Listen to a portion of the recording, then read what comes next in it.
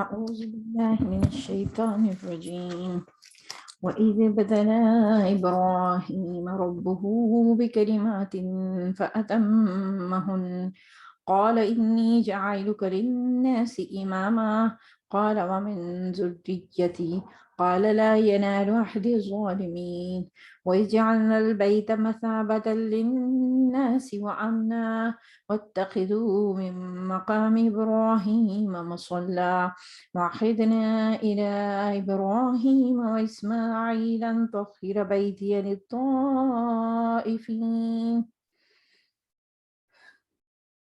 للطائفين والعاكفين والركع السجود وإذ قال إبراهيم رب اجعل هذا بلدا آمنا وارزق أهله من الثمرات من آمن منهم بالله واليوم الآخر قال ومن كفر فمتعوا قليلا ثم أضطره إلى عذاب النار وبئس المصير۔ आयत 124 से 126 तर्जमा। याद करो जब इब्राहिम अलैहिस्सलाम को उसके रब ने चंद बातों में आजमाया और उन सब में पूरा उतर गया तो उसने कहा मैं तुझे सब लोगों का पेशवा बनाने वाला हूँ। इब्राहिम अलैहिस्सलाम ने अर्ज किया और क्या मेरी औलाद से भी यही वादा है? उसने जवाब दिया मेरा वादा जालिमों से मुतल्लक नहीं है और ये कि हमने इस काबे या इस घर को लोगों के लिए मरकज और अमन की जगह करार दिया था और लोगों को हुक्म दिया था कि इब्राहीम अलैहिस्सलाम जहाँ इबादत के लिए खड़े होते हैं उस मकाम को मुस्तकिल जाए नमाज बना लो। और इब्राहीम और इस्माइल को ताकीद की थी कि मेरे इस घर को तवाफ और एतकाफ और रुकू और सजदा करने वालों के लिए पाक रखो। और ये कि इब्राहिम ने दुआ की ऐ मेरे रब इस शहर को अमन का शहर बना दे और उसके बाशिंदों में से जो अल्लाह और आखिरत को माने इन्हें हर किस्म के फलों का रिस्क दे। जवाब में उसके रब ने फरमाया और जो ना मानेगा दुनिया की चंद रोज़ा जिंदगी का सामान तो मैं उसे भी दूंगा मगर आखिरकार उसे अजाब जहन्नम की तरफ घसीटूंगा और वो बदतरीन ठिकाना है। ये 3 आयात जिसके हवाले से इंशाल्लाह हम बात करेंगे 124 से लेकर 126 तक। हम हज़रत इब्राहीम के हवाले से आज इंशाल्लाह डिस्कशन करेंगे। आप सबको अस्सलाम वालेकुम व रहमतुल्लाह। रब्बि इश्रह ली सदरी व यस्सिर ली अमरी वहलुल उक़दतम मिन लिसानी यफ़क़हू क़ौली। पिछली बार हमने हज़रत इब्राहीम का जहाँ पे तस्करा आया वहाँ की बात की तो आज हम देखेंगे इब्राहीम के हवाले से। इब्राहीम जो है इब्रानी ज़बान का लफ्ज़ है, ये अरबी का नहीं है। और इब्रानी में अब रब लीडर को कहा जाता है, यानी जिसका मतलब बाप या लीडर। और अब का हु का मतलब कसीर है, यानी बहुत जिससे बहुत सारी नस्लें चले या बहुत सारों का बाप। अच्छा, अब अरब जो लोग मुहातब थे वो तो नहीं जानते थे ना कि इस ज़बान ये इब्रानी का है और इसका मतलब क्या बनता है। तो यूं लग रहा है कि कुरान ने जो आयत बयान की है ना उसमें ही उसका मतलब भी आ रहा है, यानी जो हज़रत इब्राहीम के नाम का मतलब बनता है ना उसी हिसाब से ये आयत आ रही है कि हम तुम्हें लोगों के लिए अमाम बनाने वाले हैं, क्योंकि उनके नाम का मतलब यही था कि जो बहुत सारों का लीडर हो जिससे अगली नस्लें चलें। अब रब लीडर को कहा जाता है, बाप को कहा जाता है। तो कुरान ने उसको एक्सप्लेन किया है तो तभी अरबों के हाँ इसको उन्होंने फिर इस लफ्ज़ को इस तरह समझा। यहाँ पे अल्लाह ताला कह रहे हैं कि जब अल्लाह ताला ने इब्राहीम अलैहिस्सलाम को चंद बातों में आजमाया, इब्तला आजमाए जाने को कहा जाता है। अब यहाँ पे ना मुझे और आपको रुक के समझना है इस आयत को, क्योंकि इसमें मेरे और आपके लिए बहुत ज्यादा लेसन्स हैं। अल्लाह ताला कह रहा है कि मैंने आजमाया है और फिर साथ ही उनको इज्जत दी। यानी आजमाइश अल्लाह की रहमतों के दरवाजे खोलती है। आजमाइश में कामयाब होना दरअसल अल्लाह के कुरब की निशानी है। हज़रत इब्राहीम की क्या थी जिसमें उनको आजमाया गया? आग में फेंका जाना, उनके अपने बेटे को ज़िबा करना, अपने घर वालों को छोड़ के आना। अब देखिए उन्होंने जो कुर्बानी दी, ये जो जहाँ पे काबा की जो तारीख जो आप सब जानते, اب اس دنیا میں آج تک جس نے بھی قربانی دی، جو بندہ بھی حج کرتا ہے یا آئندہ کرے گا، اس کا اجر کس کو جاتا ہے؟ سارا کہاں سے شروع ہوا؟ حضرت ابراہیم علیہ السلام کو جائے گا نا، ہر بندہ جو حج کرے گا اس کا اجر ان تک پہنچتا ہے۔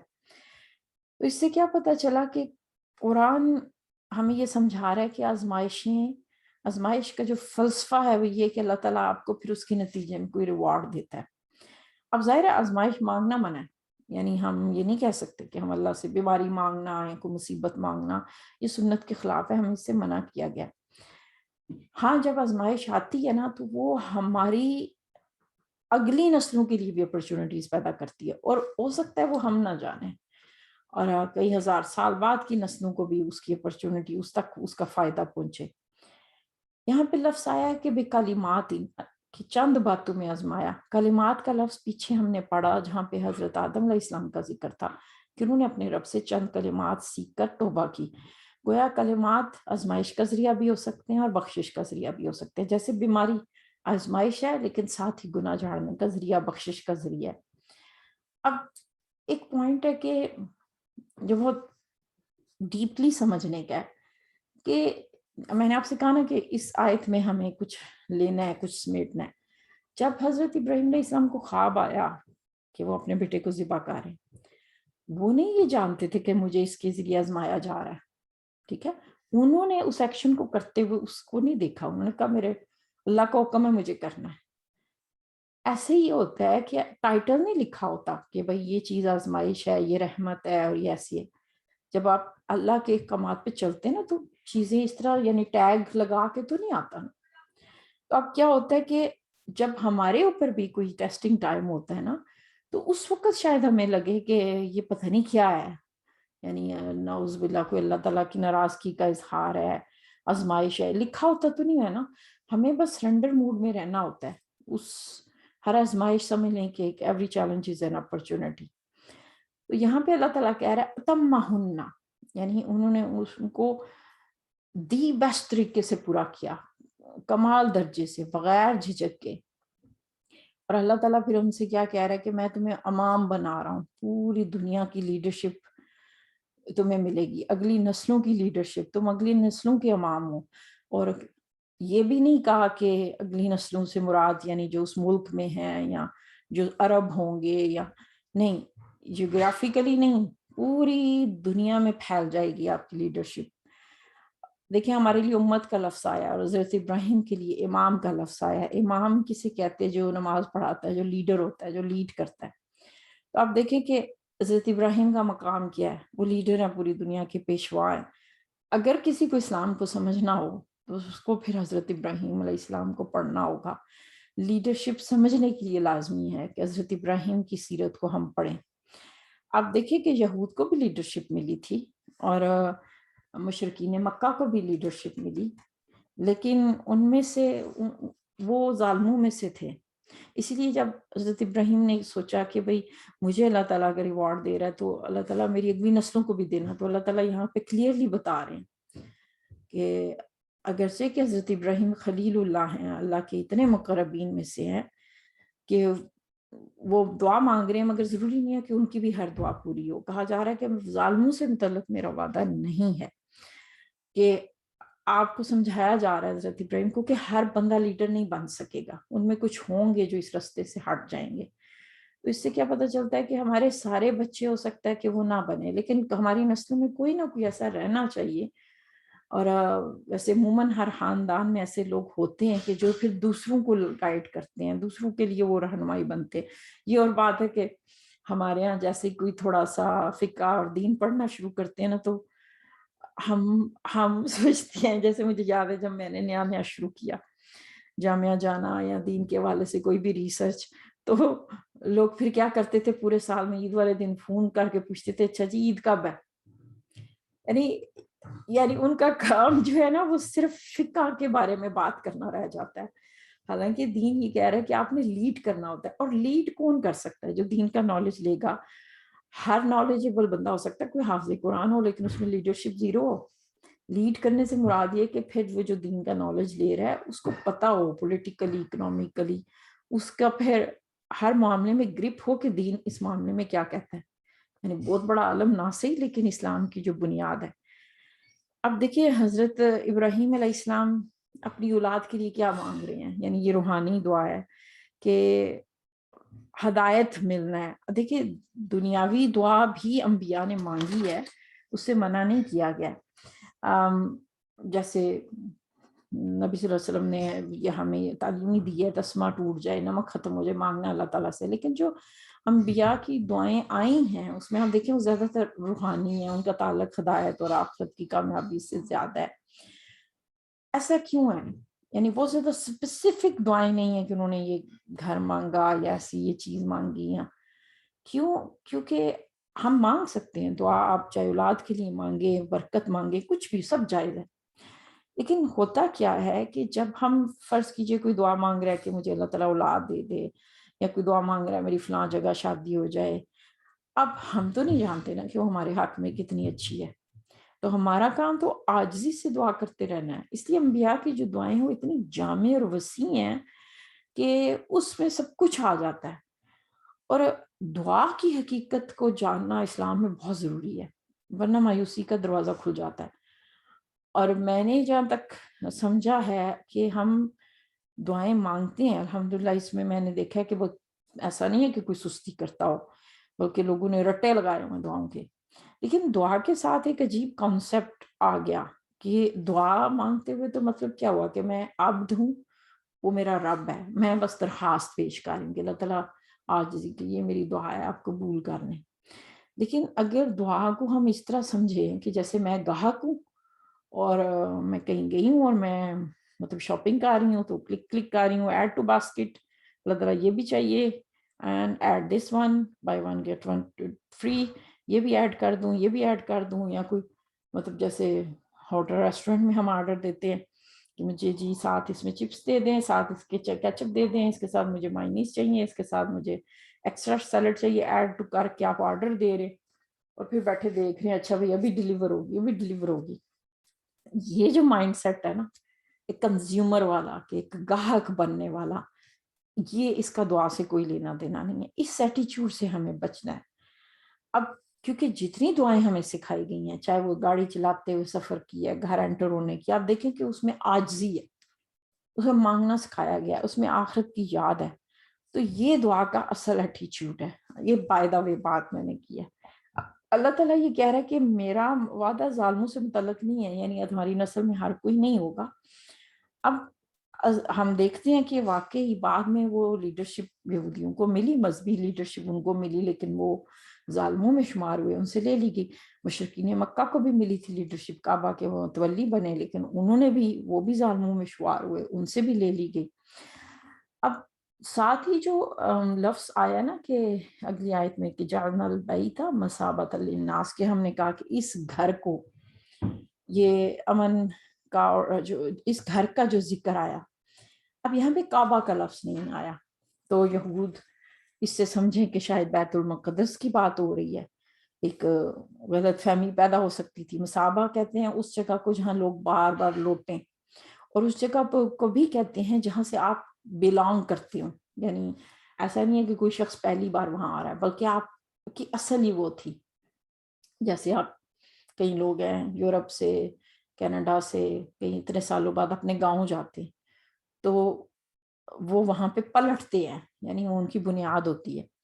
اسی طرح حج کا آپ دیکھیں کہ حج گناہ بخشواتا ہے, اور اس کے بارے میں نا کہ ایسے بخشواتا ہے کہ گویا انسان آج ہی پیدا ہوا ہو, تو گویا اپنی فطرت کی طرف انسان واپس جاتا ہے. تو اس کو بھی مثابۃ للناس کہا جاتا ہے, پلٹنا, اس جگہ پہ بار بار واپس آنا.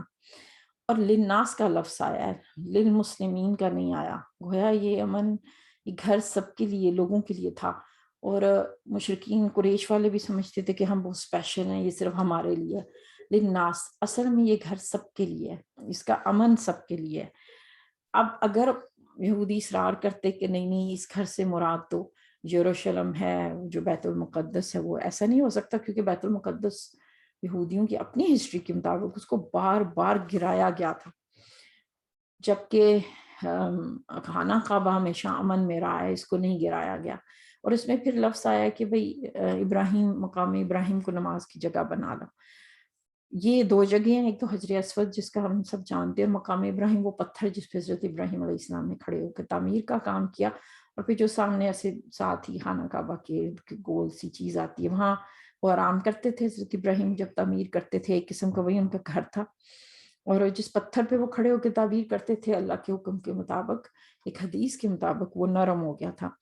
نبی صلی اللہ علیہ وسلم نے اسی جگہ پہ کھڑے ہو کر نماز پڑھی 2 رکعت, اور سورہ کافرون اور سورہ اخلاص پڑھی تھی. اور دونوں صورتیں حضرت ابراہیم کا جو پیغام ہے اس کو بہت گہرائی سے, ان کی لیگیسی کو بیان کرتی ہیں. وَاتَّخِذُوا, بنا لو. کون ہے جن کو کہا جا رہا ہے کہ مقام ابراہیم کو نماز کی جگہ بنا لو؟ ظاہر مدنی صورت ہے تو مدینہ کے مسلمانوں سے کہا جا رہا ہے, لیکن کعبہ تو مکہ میں ہے, تو پھر مدینہ کے مسلمان کیسے بنائیں؟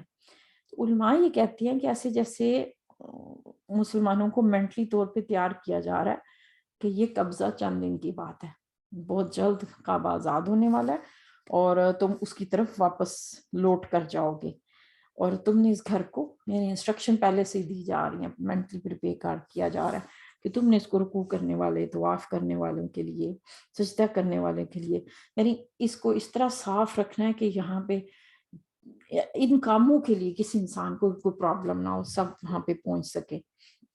اب جو آخری جہاں پہ یہ بات ختم ہو رہی ہے, وہاں پہ اللہ تعالیٰ نے حضرت ابراہیم کی دعا کا ذکر کیا. دعا سے زیادہ یوں لگ رہا ہے کہ حضرت ابراہیم اور اللہ تعالیٰ کا ایک ڈائلاگ چل رہا ہے. پیچھے حضرت ابراہیم علیہ السلام نے کہا کہ میری اگلی نسلوں کو بھی لیڈرشپ دینا, تو اللہ تعالیٰ نے کہا کہ نہیں, سب کو نہیں ملے گی, جو ظالم ہوں گے ان کو نہیں ملے گی. تو یہاں پہ حضرت ابراہیم نے سمجھا کہ شاید صرف جو مسلمان ہوگا اسی کو ہی سب کچھ ملے گا, تو انہوں نے اپنی دعا کو نا چینج کر دیا. اور ہم یہ دیکھتے ہیں کہ انبیاء ایسے ہی سیکھتے تھے, اللہ کے سامنے اتنے وہ عاجز بندے ہوتے تھے کہ اللہ تعالیٰ اشارہ بھی کرتے تھے تو اس حساب سے اپنے آپ کو مولڈ کر لیتے تھے. تو یہاں پہ اس لیے ہم دیکھتے ہیں کہ حضرت ابراہیم فوراً اپنی دعا چینج کر دیتے, من آمن منہم باللہ والیوم الآخر, جو ان میں سے ایمان لائے گا اللہ آخرت پہ, اللہ تعالیٰ اس کو رزق دینا. یعنی آپ نے سمجھا کہ شاید اللہ تعالیٰ کی یہاں پہ بھی کوئی ریسٹرکشن ہوگی, تو اللہ تعالیٰ اس کو کلیئر کر رہے ہیں کہ نہیں ایسا نہیں ہے, جو نہیں بھی مانے گا دنیاوی کا رزق میں سب کو دوں گا, اس میں ویسے نہیں ہے. اور پھر یہاں پہ ایک اور چیز بڑی علماء کے مطابق بہت ہی دل کو چھونے والی ہے کہ یہاں پہ اللہ تعالیٰ نے جو لفظ یوز کیا ہے کہ جو دعا اللہ تعالیٰ نے مانگی ہے, آپ دیکھیں کہ اللہ تعالیٰ جب اپنی کوئی بات کرتا ہے نا تو اس میں نحنو کا لفظ آیا ہے. عموماً آتا ہے کہ ہم یہ کرتے ہیں, نحنو خالقین, ہم پیدا کرنے والے ہیں, ہم رائل ہم جس کو کہتے ہیں. لیکن حضرت ابراہیم کے ڈائلاگ کے لفظ میں کئی جگہوں پہ آنا کا لفظ آیا ہے. علماء یہ کہتی ہیں کہ آنا جو ہے وہ بہت کم جگہوں پہ آیا ہے, کہ جہاں پہ اللہ تعالیٰ نے انتہائی غصے اور انتہائی محبت کا اظہار کیا ہے, جیسے توبہ کے لیے انا التواب الرحیم کہا ہے, نحن نہیں کہا, کیونکہ توبہ میں رحمت چاہیے ہوتی ہے نا, تو اللہ تعالیٰ نے وہ شدت اپنائی ہے. تو اس کی رحمت اور کا اظہار ہے کہ اللہ تعالیٰ جو حضرت ابراہیم سے ڈائلاگ کر رہا ہے اس میں یوں لگ رہا ہے کہ یہ 1 to 1 بات کی جا رہی ہے. اور اب وہ دعا کیا ہے کہ اس دعا میں کہ حضرت ابراہیم نے کیا چیزیں مانگی ہیں کہ بھئی امن کی جگہ ہو اور اس میں پھل آئیں. اچھا امن کیا ہوا؟ امن کا لفظ پیس کیا ہوا؟ صرف جنگ سے بچنا؟ وہ بھی ہو سکتا ہے, کیونکہ ہم دیکھتے ہیں اس زمانے میں کس طرح قبیلوں کی لڑائیاں ہوتی تھی. لیکن امن کرپشن اور کرائم سے اگر ایک سوسائٹی بچی ہو تو ظاہر ہے وہ بھی اسی میں شمار ہوتی ہے, کہ وہ بھی امن میں کاؤنٹ ہوتی ہے. Sorry for disturbance. اچھا اب دوسری چیز انہوں نے مانگی وہ خوشحالی مانگی, رزق مانگا جہاں پہ کچھ اگتا ہی نہیں ہے. اب دیکھیں جہاں پہ کچھ نہیں اگتا ہوگا لوگ کیا کریں گے, وہاں سے مائگریٹ کر کے دوسری جگہوں پہ جابس ڈھونڈیں گے. لیکن اگر وہاں سب کچھ آ رہا ہو, سب کچھ مل رہا ہو, تو اس کا کیا مطلب ہوگا کہ وہاں جاب زیادہ ہوں گی, وہاں کی انڈسٹری ٹریڈ بہت اچھی ہوگی. اور اگر وہاں پہ امن ہو، کرپشن نہ ہو اور وہ ٹریڈ بھی فیئر ہو، پھر اس کیا مطلب ہوگا کہ دوسرے لوگ تو وہاں آئیں گے لیکن ان کو مائگریٹ کر کے نہیں جانا پڑے گا. اب اس کی مثال ہم کہاں دیکھتے ہیں آج ہمارے جو ممالک جہاں پہ اگرچہ کے ریسورسز ہیں لیکن لوگ کیوں دوسرے ملکوں میں جاتے ہیں؟ تو کیونکہ وہاں امن نہیں ہے یا بعض اوقات روزگار کے مواقع نہیں ہیں. یہی دو باتیں ہیں نا. آپ دیکھ لیں جب بھی کبھی کسی نے اپنے ملک کو چھوڑا ہے اس میں یوزلی یہی دو باتیں ہوئی ہیں کہ کرپشن، کرائم کا ہونا، سیفٹی کا نہ ہونا، یا خوشحالی کا نہ ہونا، روزگار اپرچونٹیز اس کے نہ ہونا. یہ دو مین وجہ ہوتی ہیں کہ لوگ وہ ملک ہی چھوڑ دیتے ہیں. اب کسی سوسائٹی میں اگر یہ دو چیزیں ہوں، ان کی اکانومی اچھی ہو اور وہاں پہ پیس ہو، تو آپ خود سوچیں کہ وہاں وہ سوسائٹی کس طرح پھلے پھولے گی. اور اس وقت جس دور میں اور آپ جی رہے ہیں ہم اس کے بہت بڑے گواہ ہیں. تو اب یہاں پہ پھر کیا بات پتہ چلی کہ حضرت ابراہیم کی دعا کتنی جامع قسم کی دعا ہے کہ جس میں سارا کچھ ہی آ گیا. ایک لیڈر ہی ایسی دعا مانگ سکتا ہے نا کہ ہر چیز کو آپ نے سوچ لیا اس کے اندر. پھر ایک اور بات بھی جو مجھے اس میں سے لگی کہ یعنی ہماری دعائیں بہت بعض لمیٹڈ ہوتی ہیں نا. تو جیسے میں سوچوں کہ بھائی میری دعا سے کیا کرپشن ختم ہونی ہے، لیکن ظاہر ہے ہمیں حضرت ابراہیم کا قصہ ہی سنایا اس لیے جا رہا ہے کہ ہم ان کے طریقے پہ چلے. تو گویا اپنی دعاؤں میں وسعت لانی چاہیے کہ یہ امن خوشحالی اپنے لیے مانگنا، جہاں آپ رہتے ہیں اس جگہ سوسائٹی کے لیے مانگنا گویا حضرت ابراہیم علیہ السلام کی سنت ہے. آخری بات کہ حضرت ابراہیم نے یہ دعا کب مانگی وہ ہم اگلی بار پڑھیں گے کہ جب وہ جس میں ذکر آ رہا ہے کہ جب وہ اور حضرت اسماعیل خانہ کعبہ کی دیواریں اٹھا رہے تھے. جب کوئی کام آپ کرتے ہیں نا اس کے بعد دعا مانگنا گویا آپ مزدوری مانگتے ہیں. جب آپ اللہ کے لیے روزہ رکھتے ہیں، نماز پڑھتے، صدقہ کرتے، تو پھر آپ ایک حدیث کے مطابق نیکی کر کے دعا مانگیں. تو یہاں پہ بھی پتہ چلا کہ حضرت ابراہیم اچھا کام کر کے پھر اللہ کے آگے عرضی پیش کر رہے ہیں. تو اس سے اس بات کی ثبوت ملتا ہے کہ ہم بھی جب کوئی نیکی کریں، ہاں وہ نماز پڑھنا ہے، صدقہ کرنا ہے، کسی کی مدد کرنا ہے، وہ اس کے بعد پھر دعا مانگنی چاہیے. اس لیے فرض نماز کے بعد کی دعا کہا گیا قبول ہوتی ہے یا ہر نیکی کے بعد. ہاں دعا قبول ہو کون سی ہوگی یہ رب پہ چھوڑنا لازمی ہے. یہ بھی دعا کا جیسے ہم نے بھی دعا کی حقیقت سمجھی کیونکہ حضرت ابراہیم کا ہم نے مقام دیکھا، اس کے باوجود اللہ تعالیٰ نے ان کی ہر دعا پوری نہیں کی بلکہ صاف کہا کہ لا ینال عہد الظالمین، میرا وعدہ ظالموں سے متعلق نہیں ہوگا، یعنی میں ہر ایک کے لیے یہ دعا نہیں پوری کر سکتا. تو اس سے پتہ چلا کہ ہم نہیں جانتے ہمارے حق میں کیا اچھا ہے. ہمارا کام ہے ساری زندگی مانگتے رہنا اور اللہ تعالیٰ ہمیں لوگوں میں سے بنائے کہ جو اس جس سے تعلق رہے، یعنی ساری زندگی بس ہمیں مانگنے کی توفیق ملتی رہے. باقی دعا کب کیا پوری ہوگی، کس شکل میں پوری ہوگی، یہ کام ہمارا نہیں ہے. اس پہ ہمیں اس کو اللہ پہ چھوڑنا ہے. اللہم اجعل القرآن ربیع قلبی ونور صدری وجلاء حزنی وذہاب ہمی وغمی. السلام علیکم ورحمۃ اللہ.